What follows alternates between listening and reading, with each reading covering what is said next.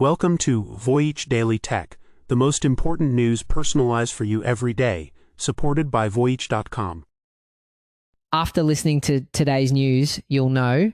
First, student-run Asclepios moon simulation in a Swiss bunker offers a neutral alternative to the US-China space race.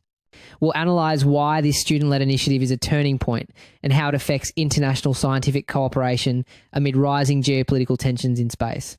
Second, Trump pardons Binance founder CZ after a $4.3 billion money laundering settlement, sparking corruption claims over Trump family crypto ties. In this episode, we'll break down this controversial pardon and what it signals for corporate accountability and the rule of law in the tech industry. Third, Amazon's $4 billion automation push with Blue Jay robots aims to avoid 160,000 hires, raising new worker safety concerns. Today, we'll take a closer look at this massive automation rollout and its implications for warehouse logistics and the future of human-robot collaboration. Fourth, Alibaba declares a two-front AI war, launching smart glasses against Meta and a Qwen 3-powered chatbot to challenge OpenAI's ChatGPT. This discussion will reveal how this move connects to China's sovereign AI strategy and what it means for the global consumer AI market. Fifth, the growing risk of a digital dark age as commercial platforms fail and bit rot silently corrupts our most precious memories. We'll explore how this data fragility crisis is transforming personal archiving and why printing photos is re-emerging as a critical backup strategy. Deep inside a former top-secret Swiss military fortress, the next generation of astronauts is being trained for the moon. And this is part of a fascinating global trend. We're seeing more and more of these obsolete military and industrial sites, from Cold War bunkers to old mines, being repurposed for advanced scientific research. It's a brilliant way to leverage existing, often incredibly secure, structures for the space age. Their mission begins in a small room with no bathroom where they have to wear diapers for a full day. This isn't a new NASA program. This is Asclepios, the world's largest space initiative run entirely by students. For their latest mission, 9 international students were sealed inside this mountain base for 16 days, living in a constant temperature of just 6 degrees Celsius. This international collaboration, hosted in a neutral country like Switzerland, is so crucial right now for a specific reason. We're seeing the US led Artemis Accords moving forward, while at the same time a competing China-Russia plan for a lunar base is also taking shape. By hosting projects like this, neutral countries like Switzerland provide a critical space for scientists from all over the world to work together, helping to keep space a zone of peaceful cooperation, not conflict.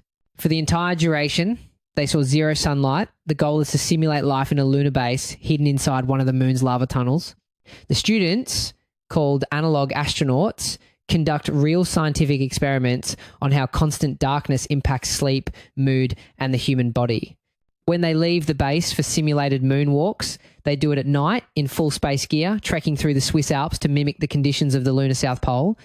However, what's often overlooked in these analog missions is what they simply cannot replicate. For example, there's the profound physiological effects of true microgravity, the real danger of cosmic radiation, and the deep psychological weight of knowing you are in inescapable peril millions of miles from home. Space agencies use these missions as a crucial first step, but they have to bridge that gap with other training, like underwater habitats, to even begin preparing astronauts for the real thing. Let's start with a single statistic that might just change your entire perspective on this program. While other famous simulations like the High Seas program in Hawaii can require participants to cover significant costs, creating a huge financial barrier, Asclepios is completely free for the students selected. The impact here is profound. By removing that barrier, Asclepios is helping to democratize access to space training. It's a non-profit that runs entirely on donations and sponsorships, built to solve a problem. One participant identified, for aspiring astronauts, there is no clear path. This program is their answer. The project is named Asclepios, the son of the Greek god Apollo, a direct nod to following in the footsteps of the original moon missions. And the research is serious. The findings on circadian rhythms will be published in scientific journals, aiming to help future space agencies better support their crews. This isn't just about preparing for space. One student engineer noted that designing for the extreme efficiency of space, where not a single drop of water can be wasted, can lead to breakthroughs for Earth. Technologies developed for space could help humanity live in deserts or regions with little water. This student-led mission is proving that the next giant leaps for space exploration and the technologies that could improve life on Earth are being forged by the very people who once only dreamed of reaching the stars. Speaking of international cooperation, the financial world is buzzing today over a decision that could strain America's relationships with its allies. Get this, the founder of the world's largest crypto exchange, who just served a prison sentence for money laundering violations, has been pardoned by US President Donald Trump. The man is Changpeng Zhao, known as CZ, founder of Binance. His company was hit with a staggering $4.3 billion fine after a US investigation found it helped users bypass sanctions, and the charges were severe. Then Treasury Secretary Janet Yellen stated Binance's willful failures allowed money to flow to terrorists, cybercriminals, and child abusers through its platform. Now, get this, these aren't just technical violations. Anti-money laundering laws are the bedrock of the global financial system's security. They are designed to be the first line of defense to stop exactly these kinds of illicit funds from moving around the world. So when a major exchange is found to have willful failures in this area, it's seen as a direct threat to national and international security. So why the pardon? The White House is calling it a correction, an answer to an overly prosecuted case, and a war on cryptocurrency by the Biden administration. But when the White House frames this as a simple pro-crypto policy, it's worth placing that approach alongside how other major economies are handling the industry. The European Union, for instance, has created a detailed structured regulatory framework called MiCA, which stands for Markets in Crypto Assets. It's designed to provide clear rules and consumer protection for the entire industry. This approach is about creating a stable, predictable environment, which is very different from using individual pardons that can create regulatory uncertainty. But the rabbit hole goes deeper. Critics are pointing to what they call a massive conflict of interest. Before the pardon, Zhao's companies partnered with firms directly linked to the Trump family, including a company based in Trump Tower where the president's sons sit on the board. The Wall Street Journal also reported that representatives of the Trump family's own crypto firm had recently held talks with Binance, and that company is Dominari Holdings, where Donald Trump Jr. and Eric Trump are significant investors and advisors. Public filings show their shares could be worth millions. This isn't a distant link. It's a direct financial tie between the family of the president and the industry he is now using his pardon power to support. This isn't the first time either. The Trump administration previously halted a fraud case against another crypto entrepreneur after he invested in the Trump family's crypto firm. Believe it or not, this pardon seems to be part of a much larger pattern. We've seen pardons for the co-founders of the crypto exchange BitMEX, who also pleaded guilty to violating banking laws. And the administration also commuted the sentence for Ross Ulbricht, the founder of the Silk Road darknet marketplace. When you look at all these actions together, it raises the question of whether this is a coherent policy or a targeted use of clemency for connected individuals. The reaction has been explosive. Senator Elizabeth Warren blasted the decision as a kind of corruption. Even a supporter, Palantir co-founder Joe Lonsdale, said the move was terribly advised and that it makes it look like massive fraud is happening around him. The core issue here really boils down to corporate accountability. When a top executive pleads guilty, accepts responsibility, and their company pays a multi-billion-dollar fine, a subsequent pardon sends a powerful signal.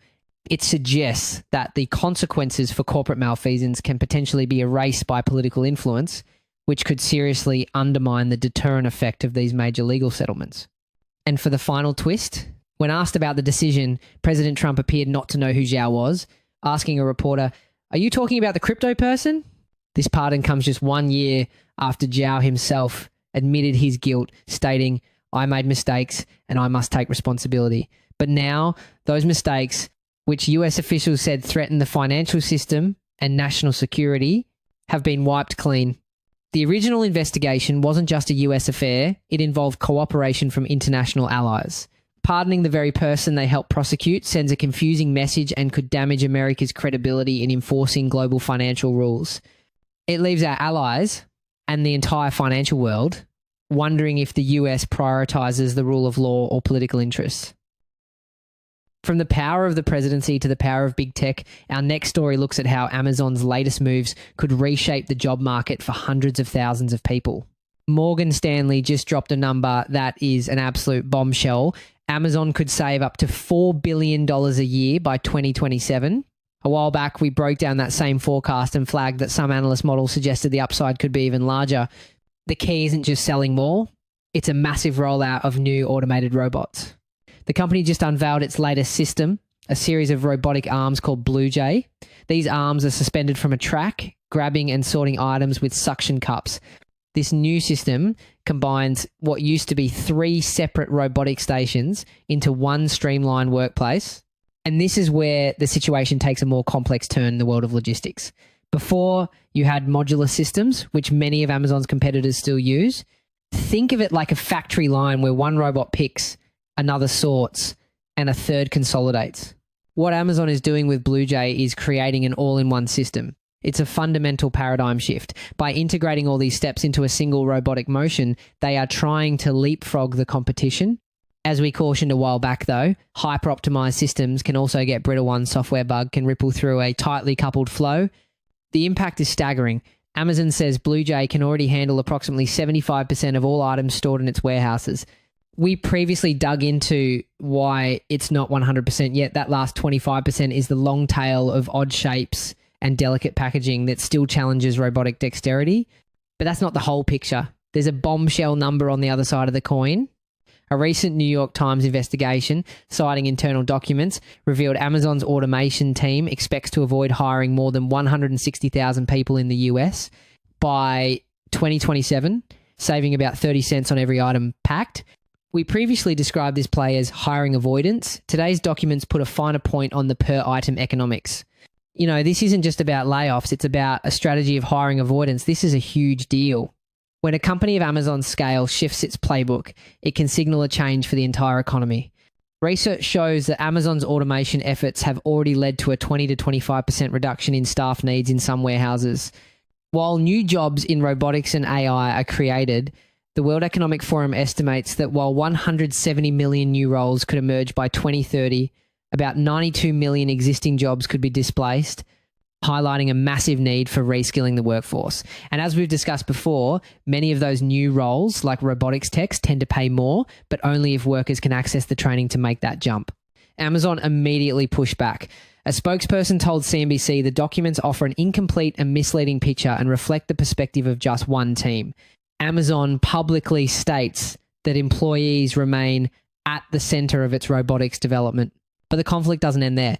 While the company claims automation improves worker safety, a 2020 report found its warehouses with robots actually have higher injury rates than facilities without them. This seems like a contradiction, right? How can you have more robots doing the heavy lifting but also more injuries? Research suggests it's what some experts call the human-robot supervisor paradox. The robots take over the physically strenuous tasks, but now human workers are expected to keep pace with the relentless speed of the machines.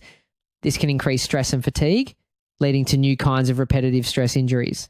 So they may be trading one type of physical risk for another. That's why, as we've noted, real safety gains depend on redesigning workflows, not just dropping in robots. And this automation push isn't just inside the warehouse. Amazon also debuted AI-equipped augmented reality glasses for its thousands of contract delivery drivers. The glasses overlay directions in their field of view, scan packages, and can even generate audio alerts for hazards, like a dog on a customer's property. But this technology raises some serious questions. It moves surveillance beyond a camera on the dashboard to a device that directly mediates a worker's field of view. The ethical line between assistance and control gets very blurry. Critics worry this could lead to an unprecedented level of monitoring, especially for a contracted workforce with little power to refuse the technology. So the thing is, there may be an even bigger endgame here. Think about it. Amazon bought Kiva Systems in 2012, which kicked off its robotics journey. Now they have over 750,000 robots and a delivery network that handles over 72% of their packages. From Blue Jay to these new AR glasses, they are building a vertically integrated end-to-end logistics machine. The ultimate goal might not just be to perfect their own operations, but to sell this entire automated logistics stack as a service, just like they did with AWS. We previously framed this as the playbook to watch, and with rivals racing on similar tech, the pressure to commercialize that stack could only grow. This isn't just about saving money. It could be about creating a whole new multi-billion-dollar business. We were just talking about Amazon's push into robotics and AR glasses. Well, another tech giant is making a very similar and very aggressive move, the most unexpected news in the tech world today has to be this. Chinese tech giant Alibaba just declared a two-front war, taking on Meta and ChatGPT at the exact same time. First, they're dropping their own AI-powered smart glasses. The Quark AI glasses are priced at just under $660, a direct shot at Meta's Ray-Ban collaboration. A while back, we noted Meta pushing upmarket with the $799 Ray-Ban display model. So yes, Alibaba's coming in below that line on price. Interestingly enough, we've been here before. Many will remember the failure of Google Glass, which faced huge problems with privacy concerns and social awkwardness. As we discussed a while back, one reason the category is rebounding is the normalization playbook. Meta leaned on classic Ray-Ban styling to avoid the old glass hole stigma. So why is this time different? The key is the integration of powerful on-device large language models. This isn't just a camera on your face anymore. It's a brain. This new generation of wearables is designed to be genuinely useful. This move puts Alibaba squarely in the race for the real estate on your face, competing not just with Meta, but also with domestic rival Xiaomi. The glasses promise hands-free calling, music streaming, and real-time language translation, all powered by Alibaba's own AI. Now, that real-time translation feature presents a fascinating duality. On one side, it's a technical marvel, while on the other, it exposes a huge can of worms.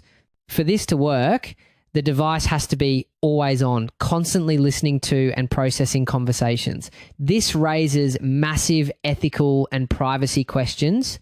Who is liable if a critical mistranslation happens in a medical or legal setting? And how do we navigate social norms when someone can record and translate a private conversation without anyone else knowing? It's a technical marvel, but also a social minefield. But what really brought this to a head was the next development. Simultaneously, Alibaba unleashed its AI chat assistant, a new chatbot powered by its latest Qwen 3 models. This isn't just another feature, it's a direct challenger to OpenAI's ChatGPT. The new mode is built into Alibaba's main consumer AI app, Quark, and is designed to be an all-in-one interface for AI search, conversation, photo editing, and AI writing. The key takeaway is that this integration strategy is a very big deal. In the West, we're used to standalone apps like ChatGPT, but in Asia, the super app model like WeChat is dominant.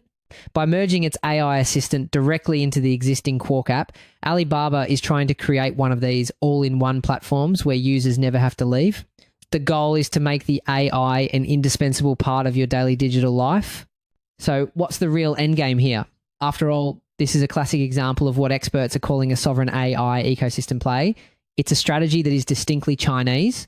It's about building a self-reliant AI stack from models to apps to hardware that aligns with national strategic goals and operates under government oversight. This centralized, state-driven approach is very different from the more fragmented private sector competition we see in the United States. In Alibaba's case, Qwen 3 plus Quark plus the Quark AI glasses is that stack. The strategy is to get its AI models out of the data center and directly into the hands and onto the faces of millions of consumers. The market is already reacting with Alibaba's shares jumping on the news. This isn't just about new gadgets. It's a coordinated strike to put its AI on your face and in your pocket, signaling a new high-stakes phase in the global race for AI supremacy. From the bleeding edge of AI hardware to the creeping decay of our digital past, our final story today is a warning. A man was transferring photos to his new phone when it crashed. The result? Thousands of pictures, including the first dates with his now wife, were lost forever. And if you think that's just a case of bad luck, the problem is actually far more widespread. Remember MySpace? The once dominant social network simply lost 12 years worth of music uploads during a server migration. 12 years of content, all gone. The company just apologized. This is the core of the problem. We treat commercial platforms like permanent archives, but experts warn they are anything but. As one professor puts it, these companies don't have an archival function. They're commercial entities. Their priority is profit, not preserving your life. A while back, we analyzed how when software dies, researchers are training AI as a kind of digital Rosetta Stone to reconstruct files. The fact that we need that kind of last-ditch decoding tells you everything about how fragile our digital past really is. Here's where it gets interesting. As our ability to create massive amounts of data explodes, The free storage we once took for granted is shrinking.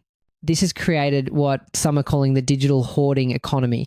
Companies are now capitalizing on our fear of loss, offering AI curated albums and even digital estate planning to manage your data after you're gone. It's a new frontier where our memories are the product. This is why your digital memories are constantly at risk. Apple's iCloud and Google Photos give you a tiny amount of free storage before demanding a monthly fee. Snapchat recently announced it will start charging to store photos. And even if you pay, you're not safe.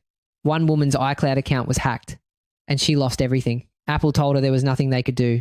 And the risk isn't just about individual company failures or hackers. If you zoom out, you'll see another layer of geopolitical risk at play. Research shows that about 70% of Europe's entire cloud infrastructure is run by just 3 American companies. This means your access to your own photos could one day be caught in the crossfire of a trade war or a cyber conflict. Your digital legacy could become a geopolitical casualty. The expert-backed solution is to keep 3 versions of your most treasured photos, the original, one online, and one on a hard drive. We've said before that professional archivists live by redundancy. This is simply that mindset applied at home. What's often misunderstood is that it's not just the moving parts in a traditional hard drive that can wear out. Even solid-state drives or SSDs can lose your data if they're left unpowered for too long, sometimes in as little as a year. And both are vulnerable to something called bit rot, a slow, silent corruption of the data itself. The ones and zeros that make up your photos simply degrade over time. As preservationists warned a while back, the magnetic material older media rely on literally breaks down. It's not a matter of if, but when. This is leading to a surprising trend. People are going back to a technology that's over a century old. They're printing their photos. Compared with hoping a future decoder rescues your files, paper is instantly legible. This brings us to the psychological angle. The infinite scroll of our digital camera roll can actually devalue our memories, making each individual photo feel less special. Research shows that the physical act of holding a photo engages more of our senses, creating a stronger emotional connection and more vivid memory recall. Curating and printing an album is a deliberate act of saying, this moment mattered. It's a defense against what some call a digital dark age, where our files could become unreadable. A while back, we followed a rescue mission prying data off aging floppies, including Stephen Hawking's lectures proof that every disk is a time capsule only if you can still open it. Today, the focus shifts to your family archive. Printing adds a layer no cloud or drive can replicate, immune to cyber attacks and shifting business models. Ultimately, this growing complexity and cost are creating a new archival divide. While some can afford robust backup strategies, the memories of many others are at risk of decaying on unstable platforms, potentially creating a future where preserving your family history is a luxury. One expert gives this final chilling warning. It's about valuing what's important to you before it's too late. Because if you wait too long to secure your digital life, you may have already lost the things you value most. That's it for today on Voyage Daily Tech. Follow, share, and stay tuned for daily updates coming your way tomorrow.